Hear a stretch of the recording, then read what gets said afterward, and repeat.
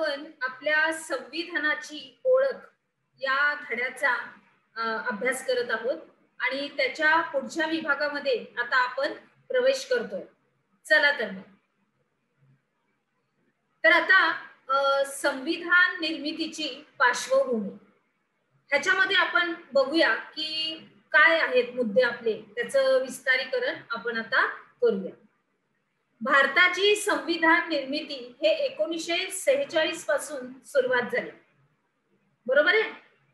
त्याच्यानंतर स्वतंत्र भारताचा राज्यकारभार हा ब्रिटिशांनी तयार केलेल्या कायद्यानुसार चालणार नाही, तर तो भारतीयांनी स्वतः तयार केलेल्या कायद्यानुसारच चालणार, असा काही स्वातंत्र्य चळवळीतल्या नेत्यांचा आग्रह होता.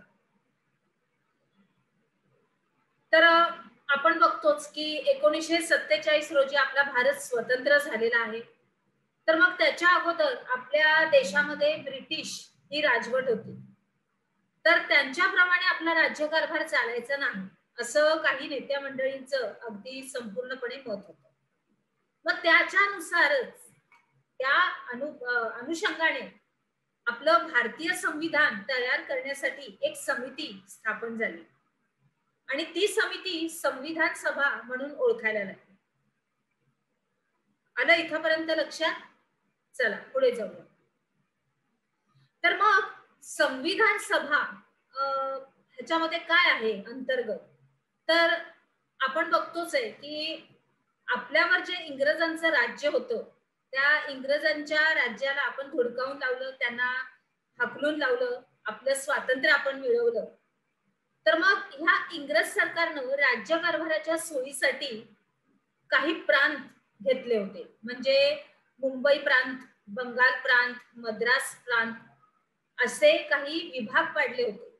म्हणजे कसं की मुंबई, बंगाल आणि मद्रास ही मुख्य ठिकाणं होती, जशी व्यापाराची म्हणा किंवा संपूर्ण चांगलं उत्पादन तिथं होत होतं, संपूर्ण सुखसंपन्नता होती, सगळ्या गोष्टींची उपलब्धता होती. त्याच्यामुळं त्यांनी काय केलं की मुंबई, बंगाल आणि मद्रास यांचे काही विभाग पाडले होते आणि प्रांत पाडले होते.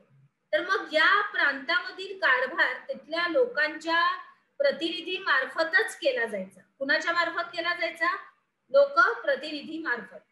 मग त्याचबरोबर त्याच्यातल्या काही भागांचा कारभार तिथले स्थानिक राजे सुद्धा करायचे, कारण आपला देश हा राजांचा देश आहे, म्हणजे तेव्हा थोडे राजे असणार, स्थानिक राजे जे होते ते राज्यकारभार असे बघायचे. मग काय झालं तर अशा भागांना काय म्हणायचे? संस्थाने. काय बोलायचे अशा भागांना? संस्थाने. जे राजे आपल्या पूर्वीच्या काळात राहणारे होते त्यांचं संपूर्ण ते केले होते, म्हणजे आता राजे नव्हते राहिले तरी पण ते कारभार करायचे त्या हिशोबाने, आणि मग त्यांचे प्रमुख संस्थानिक म्हणून ओळखले जातात. आणि मग संविधान सभेत प्रांत आणि संस्थानाचे प्रतिनिधी याच्यामध्ये त्याचा समावेश होतो, आणि म्हणून संविधान सभेत एकूण 299 अशी सदस्य होती. आणि डॉक्टर राजेंद्र प्रसाद हे संविधान सभेचे अध्यक्ष होते. कोण होते? डॉक्टर राजेंद्र प्रसाद. त्याच्यानंतर पुढे आपण एक थोड्याशा फिती बघणार आहोत की संविधान सभेमध्ये डॉक्टर राजेंद्र प्रसाद,